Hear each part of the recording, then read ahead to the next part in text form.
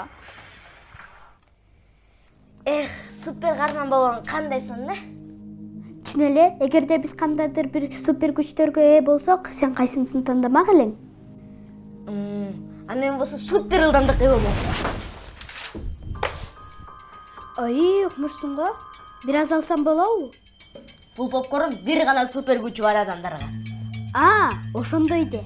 Анда мен буюмдарды көзү менен жылдырган супер күчкө ээ болгум келет. Кандайчы? Менде эле супер күчү бар, алып кел. Менде деле супер күчүм Алып бар. кел атам. Алып кел. Алып кел атам. Дагы эмнени талашып чырылдашып атасыңар? Саламатсызбы, профессор? Саламатсызбы, профессор. Биз жөн эле кайсы супер баатырдын күчү жогору экендигин аныктап жатабыз. Анда кайсы утат болуп экен?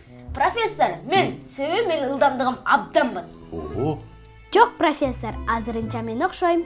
Алып кел, мен. силер билесиңерби? Талаш тартыштар адамды супер баатыр кылбайт. Кандайчы? Тамактар, супер тамактар. Башкачараак айтканда супер фуд. Ал кандай тамактар? Ботколор? Ботколор? Ооба. Бирок бул эле эмес. Жалпысынан бардык дан азыктары. Чындыгында алар организмге жай сиңет. Демек, аны узак убакытка чейин энергия менен камсыз кылат. Дан азыктары да өсүмдүк белокторуна бай.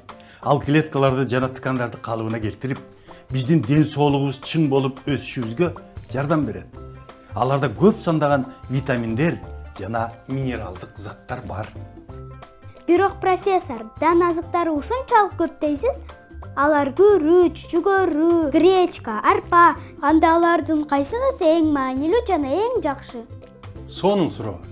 Чындыгында дан азыктары бири-биринен айырмаланат. Ар бири өзүнчө пайдалуу. Мисалы, күрүч углеводдорго бай. Демек, ал аш болумдуу.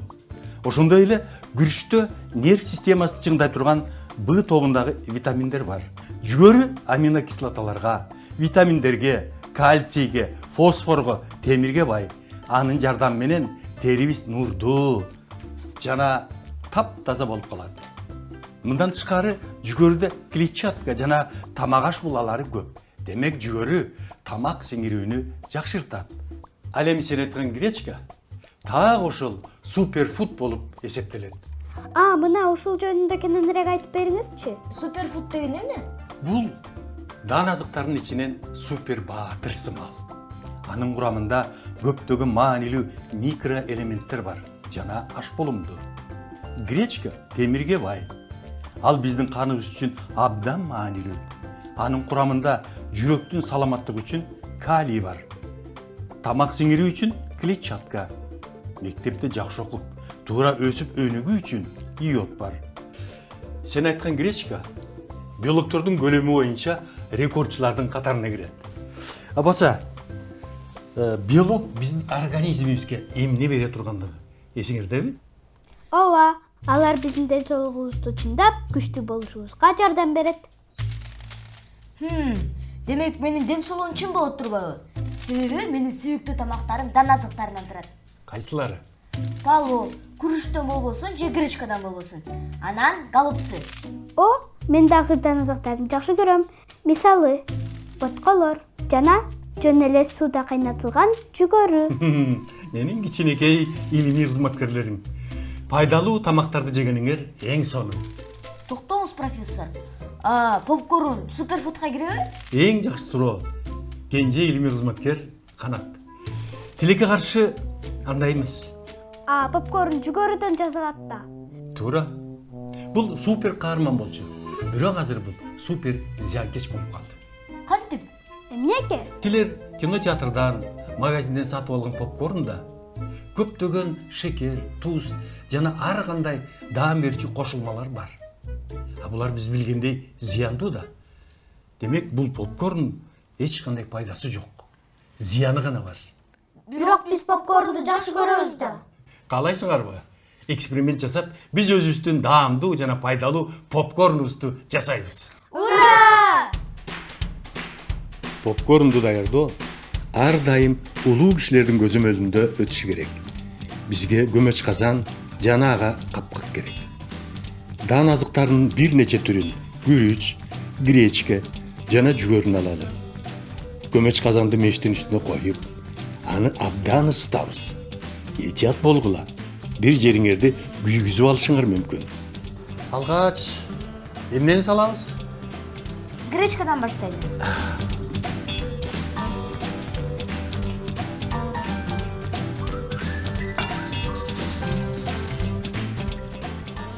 Жап, эми күтүп туралы.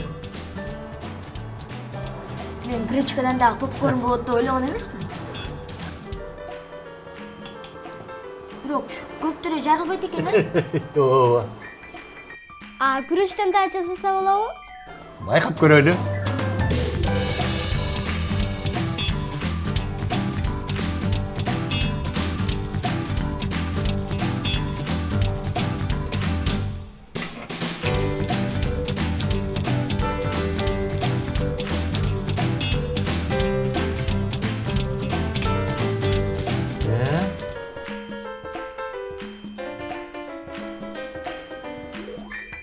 Бирок күрүчтөн попкорн анча окшошпойт экен.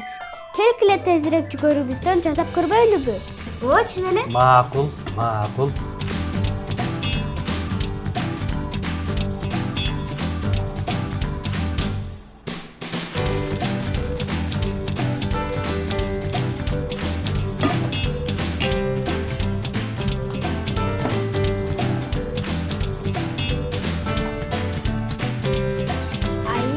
Мына бул башка кеп го. Мына.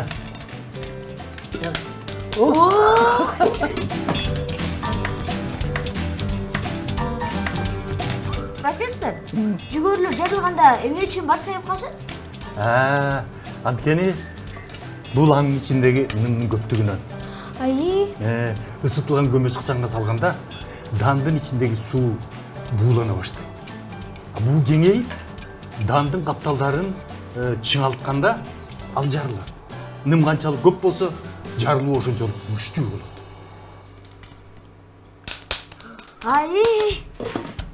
Эми толук порция жасап, попкорнду кытыратсак болот.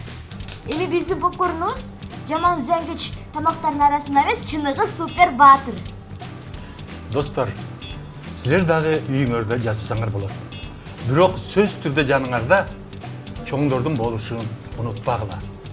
Комментарийлерге попкорндун кайсы түрү абдан жакканын жана таңдандырганын жазгыла.